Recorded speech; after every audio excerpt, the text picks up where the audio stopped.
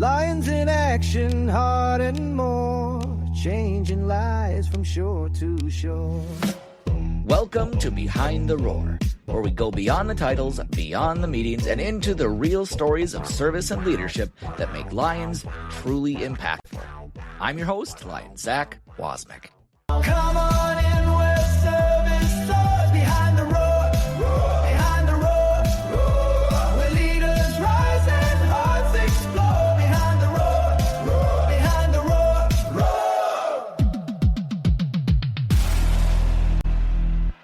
So listeners of Behind the Roar, I am so excited and so honored today to be able to sit down and talk to an absolutely amazing human. We won't go into all the many titles and many accolades that he's got, because I know he just likes being known as Lion Daniel Marney Elkins. Daniel, I'm so proud to have you on here. Thank you for coming and hanging out with me today. Well, hey, it's an honor and a privilege to be here with you and with everyone who's taking time out of their day to tune in and listen. It's truly appreciated. First of all, thank you for everything that you do to make the world a better place by being who you are, by waking up every day and deciding to be either a Leo or a Lion and to make a difference in your community through service and creating an inclusive space where we can dream of a better tomorrow. And this is a podcast where we're going to talk a little bit about that, I think. So it's nice to have you with us. And Zach, it's an honor and a privilege to be here with you. Yes, it's awesome. And that, like you said, it's at the end of the day, whatever it is that we do, however we can better our community and in that way better our world is such an awesome opportunity that we have. And so I think this is a really cool avenue to be able to reach some of those people that might not hear these stories in another way. And with today's technology, we have the capability and the capacity to tell stories in new ways. So why not, right? Yeah. Oh, that's awesome. So us to the world, Lion Daniel, if somebody's listening right now and they're wondering, should they join Lions, what would you say to them directly? Well, I would say that we should have said this in the first 30 seconds of the podcast, so they didn't have to get 35 minutes deep before asking them a question. Lesson number 1, sir. So let's just pretend you edited this out and put it back at the beginning of the podcast. I would say, hello, world. I hope you realize you're about to hear two people from two completely different backgrounds, from two different parts of a country, have a conversation. Have a conversation as if they were old friends who understood where each of them were coming from, even though the actual time that they've spent together is not much more than the length of this podcast. And yet they're both dedicated to the same cause. And it's not a cause that cares what name you call God, or who you are married to or in love with, or how you choose to live your life, so long as you follow a code of ethics, right? Of being a good human being. Do you want to make your community stronger? I know I do. Do you want to improve the health and well-being of those people you see in your community who need it? I know I do. Would you like some services and grant money to try and help you fix that? I know I would. And if we could be promoting peace and encouraging international understanding while doing it, well, that sounds pretty good to me. Woohoo! Love that. So I'll see you at the next service project, right? Right. Definitely. One of the first things I really wanted to start off with as far as questions go is, so before all the titles, before your leadership roles, who was Lion Daniel before he became Lion Daniel? Well, let's see. I'm a Leo whose name is Daniel. So I was born into the lion's den. You know, it's one of those things. I am the son of two United Methodist ministers, the Reverend Dr. William and Heather Elkins, and was raised as someone who appreciated stories. Born in West Virginia, Elkins, West Virginia, with the last name of Elkins. But then very quickly through life started to move around, first because my dad had a specialty of fixing broken churches. They'd send him into a place that the church wasn't doing so well, and he would stay long enough just to kind of turn it around, and then we'd move to the next place. So that's how my life started.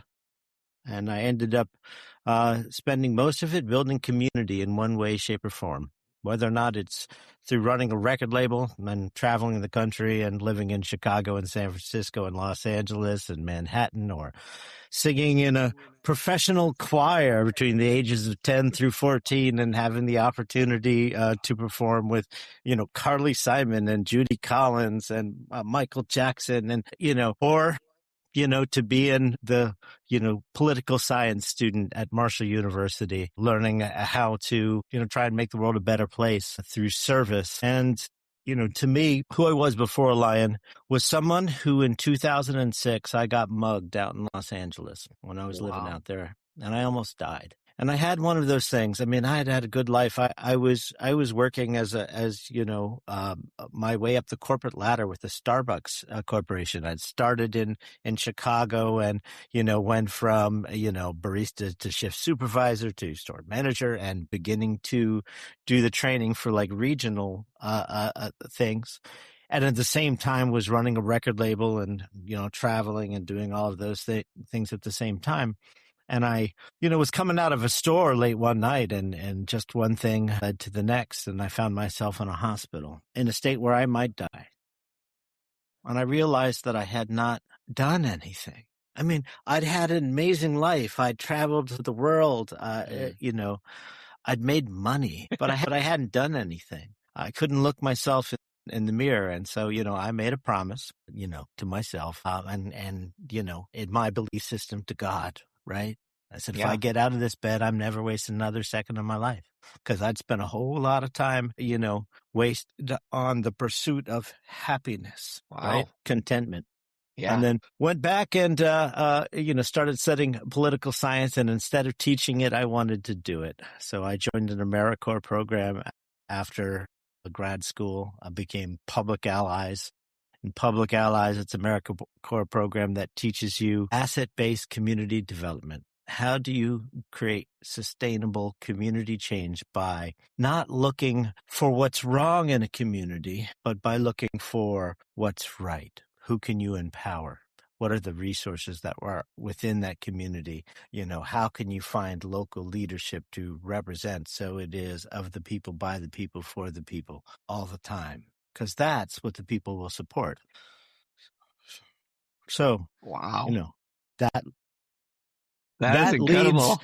That leads to one day working at a community center 4 or 5 years after I'd been placed there as an AmeriCorps intern, and a Claymont Lion walked into the community center and said, we want to start a club branch here. And I got told by my executive director that I needed to go to this Lions Club meeting. We were gonna, join Lions. And I said, I have no interest in going and sitting around and talking about pancakes and eyeglasses, because that's all I knew. Yeah, that's fair. I mean, I tell that story all the time about everybody tells me, what was your first experience with lions? I worked at a golf course where Andrew was a lion, and all they had was those like the little lion's mints that were standing in front of the counter. So I thought for the longest time that lions were a candy distributor. Or they sell brooms, man. But here's the thing. Thank God for Special Olympics. Yeah. Because I went to that meeting after a long day. I'd worked like a 12-hour day, and I was doing drug prevention work. So like going into middle schools and that are having issues, and trying to talk to a group of like 35, 40 kids in an assembly hall, to say, hey, think about not potentially taking pills, right? That's heavy. That's a heavy duty day. Mm-hmm. And so I didn't want to go and sit through a long, boring business meeting. And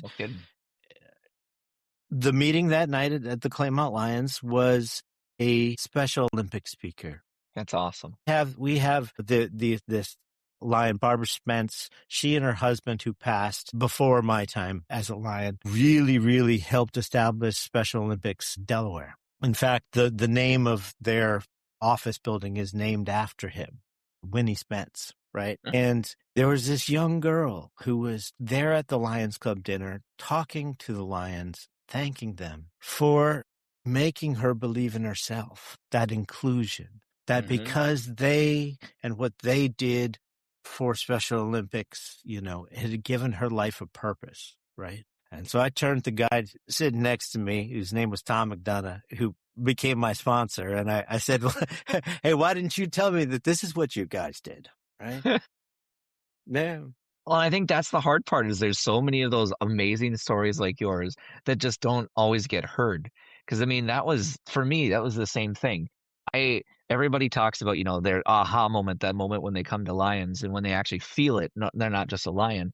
I was a lion for all of probably 2 weeks. I went to my midwinter convention because the lion that normally went passed away, and I'm like, I'll go in honor of him. I want to do that.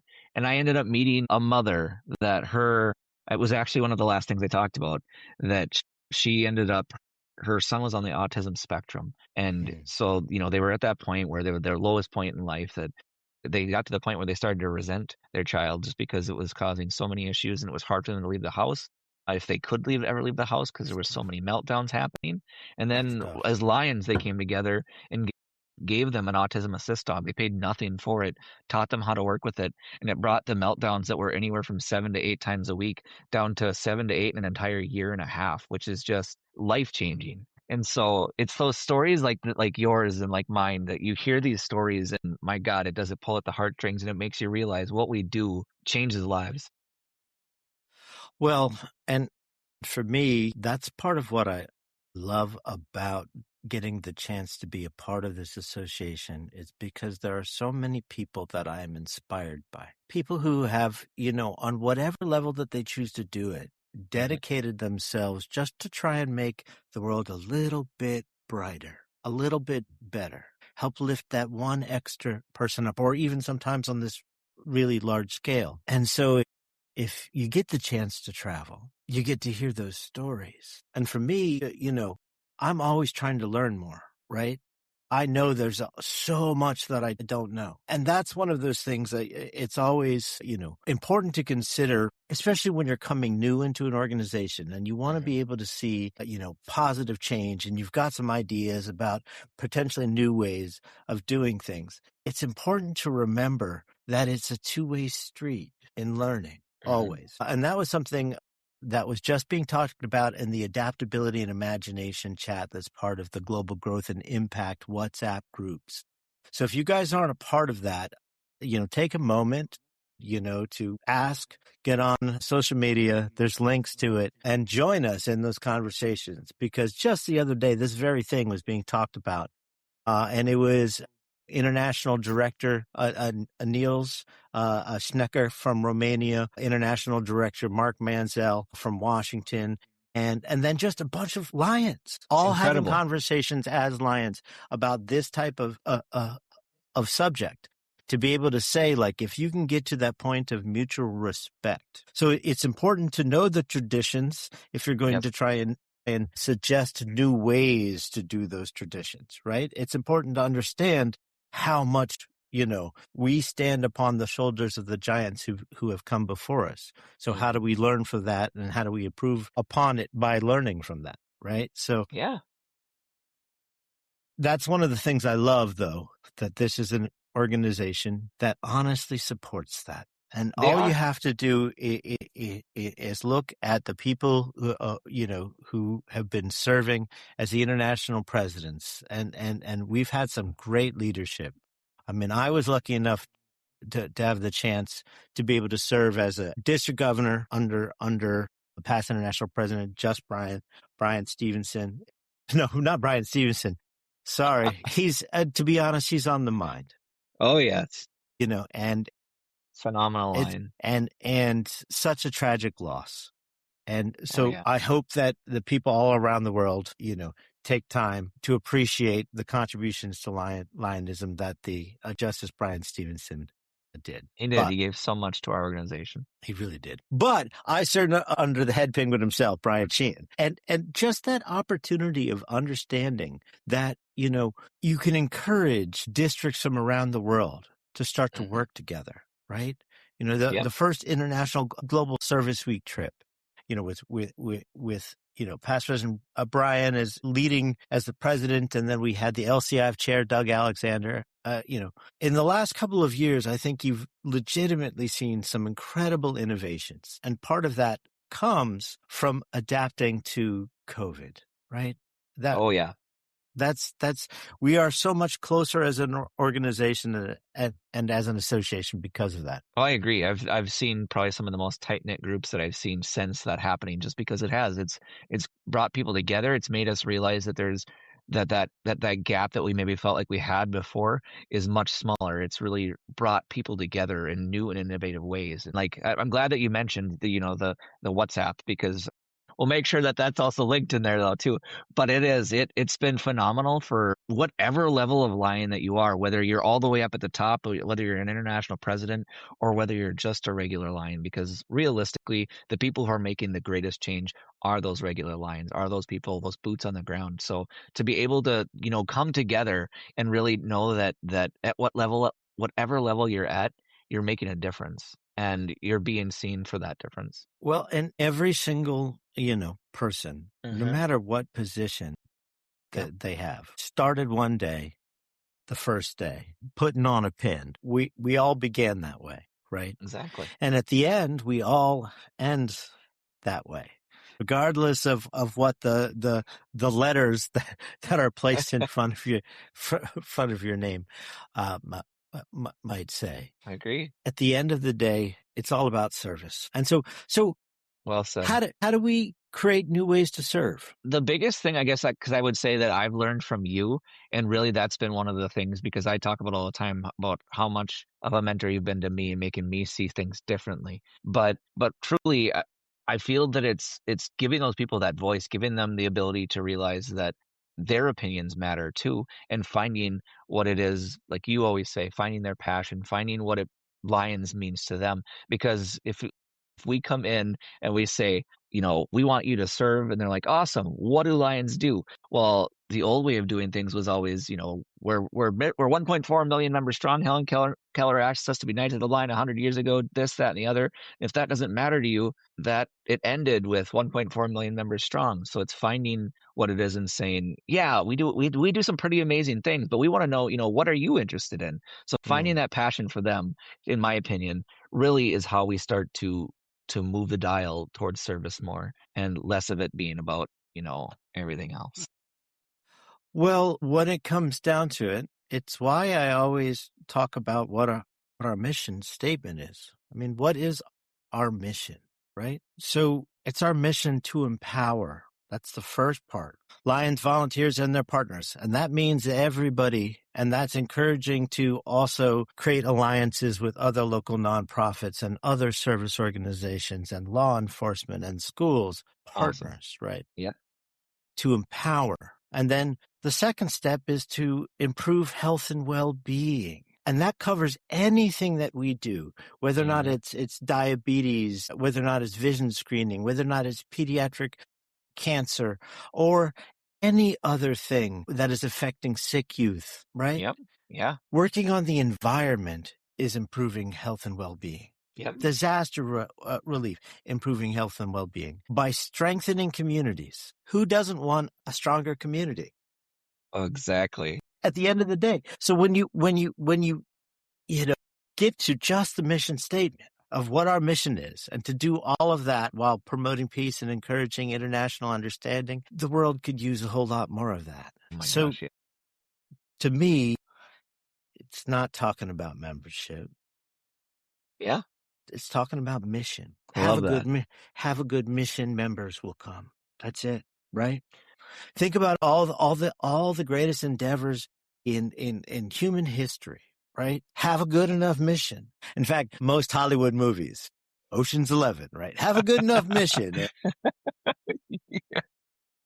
Well, and the people will come, right? yeah. Well, and I mean, realistically, that's something that, like, too, I see so often, and that was how I came to even learn about you, Daniel, was people were talking and they said, because your way of inviting people, and I love that they've changed that, that Lions is embracing that more, because it used to always be recruitment.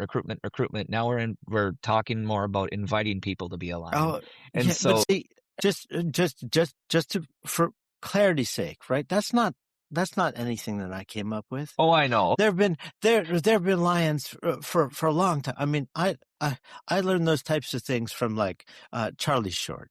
and Yep. Jody Burmester, Oh, Richard yeah. Stevenson, Mr. Ceballos, Chris Wooters. I mean, I can continue to list, mentor after mentor after mentor, right? Mhm. Heck, I even sometimes learn from the people that aren't particularly the fondest of me sometimes, right? And that's an important lesson because one has to be able to take constructive criticism. Yep. And that's the thing when we talk about leadership, right? Yep. How do we ensure that we are building up and all for the me, time? but really where I was trying to go with that is the thing that really, drove home, like, for me, like, when they talked about you, was the fact that when you're inviting these people, you're inviting them to something where, especially because, so many Lions know us or so many non-Lions know us as that the clubs that either meet at a bar, that run down a list of this, that, and the other. But hearing that you're inviting these people to service projects, inviting them out to serve and to make their community better, that was something that was just incredible to me, and be able to see that the scale at which you did it was just phenomenal. Well, there's nothing special about what I do. Other people can do it, and other people can do it a whole Everyone lot can better. do it. The interesting thing is, though, there are people in almost every community that have trained skill sets on community development, right? There are Mhm. actual professionals in that field. There's people who go to school Yep. for that type of stuff. So finding those people and knocking on their doors and saying, "Hey, you want to change the world together?" is not necessarily a bad idea. That's awesome. I love that. I love that. You talk about so many people, that you said that you've named so many names of so many incredible Lions leaders out there. And I guess for when you first started, who was somebody that really, because you sit and point out, all these amazing people. You've mentored so many amazing people. You've been a huge mentor to me. But who is somebody that tapped you that said, "Hey, I see something in you that you still look up to today"? So everyone that has ever tapped on my shoulder, I still look up to. A real big level. The first was Kenny Vincent. He's from Delaware, and he's the current council chair of MD22. And Awesome. I made the mistake of marching next to him in the parade in Milan as he was coming in as district governor. And he turned to me as I was carrying the flag and couldn't get away and said, "So, what do you think about running for second vice district governor?" Right. So, but at every level, right when I first came in, when someone said, "Yes, I would actually be okay with this guy being the charter president," right? Yeah. So all of those steps. I will say the phone call from past President Dr. Patty Hill to be asked to be able to serve as an appointee was the honor of a lifetime. I mean, that opportunity for both Jessica, my wife, and myself to be able to experience that and to see the perspectives of all of these incredibly working hard international directors and appointees. It was a real blessing and a privilege to be able to see. So I was grateful for that because we got to have some great conversations that have slowly over time led to things, right? That's a wonderful thing, right? Same Incredible. opportunity when it comes to PID Sangita and, of course, our international president, AP Singh. The way that they empower people to be able to have opportunities to think in different ways and then guide them to make sure that those ways still align with the direction that the association is headed. That's an artful dance. And it's wonderful to see that there are people like that in this association all around the world working to try and empower people. And that is the sort of the servant leadership model and style Yeah. that I think so many of our leaders have. I mean, I am incredibly excited to be able to see what, will happen during soon to be international president Mark Lyon's year, the way, Incredible. yeah, I mean, people are excited Mhm. for this to be able to have the international convention in 2027 in Washington D.C. Make sure It'd to be check out awesome. the website. The host committee is doing an incredible job of putting together and making something really, really special for everybody. So we hope to see you there. That's going to be incredible. And then, of course, Can't coming wait. in as president in Washington, D.C. will be current second International Vice President, Dr. Manoj Shah. And that is going to be a wonderful thing to be able to see the first president from Constitutional Area 8 serving. Incredible. Yeah, It's going to be so cool. Yeah. Awesome. We are quite lucky with the leaders at every level. Because I just want for all the ones that we see, there's thousands that we don't. And it's important to understand, like, the true work gets done, not necessarily by the people who are standing up on stage. They're doing a different set of work when it comes to, like, the administrative and the leadership side. That's one of those things that, as you know, as a sitting district governor, that when you begin to climb up the ladder, it is still about service, but then you are serving others. And you're not necessarily still picking up the shovel. Yep. Although you should, because it's what keeps us connected to what we do, right? If I don't have the opportunity to get my hands dirty doing some service at some point in time, yeah. I went to a recent club visit where they were actually doing a service project, and they were surprised because I took off my jacket and I started to help. And so that was kind of funny for them to see, because they said, yeah, most of the governors just come here and they eat the food and they leave. So that's not what I'm about. Where I can help, I want to help. So it's important. That's awesome. Well, and I do want to, just because we know that you're in that position, want to bring it up just a little bit because it's important and we're excited for you. I know I say we, I know I'm very excited for you. What gave you that push? Who gave you that push? What made you decide that you were ready to put your hat in the ring to step into potentially becoming the international director for your area, for Constitutional Area 1? So the conversations began with our past international director, Ted Driver. And unfortunately, we just lost Ted. He passed not too long after the Orlando convention. So our area doesn't have representation sort of in one way. And every once in a while, a good friend calls you on the phone and says, hey, have you ever thought about this? And then you begin to think about it. But at every step of the way, someone has said, hey, there's a potential need. That's awesome. And one of the things that Lions, like you and like all the people listening, I know, it's hard to say no. Oh, yeah. When someone says that there's a potential need, right? And the other, the secondary piece is that, it was right in the time of our lives of my family, right? Awesome. I just lost my dad not too long ago. Now it's just a couple of years, but the ability and freedom to be able to have the space and time, right, with the current work where we're at, to give of oneself a little bit more.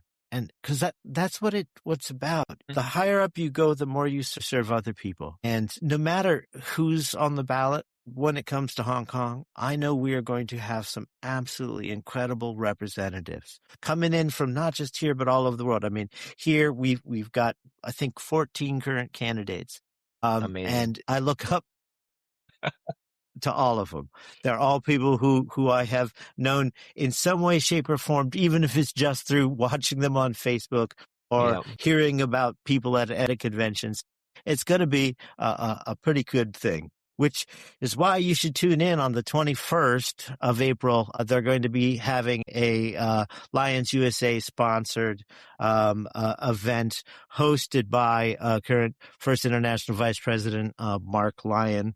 Tune in, get your chance to hear a little bit about the perspectives of some of the incredible Lions, other than myself, who are stepping up to share their vision of what the future of this association should be. And also take the time to learn about some of the incredible candidates that are coming in from around the rest of the world.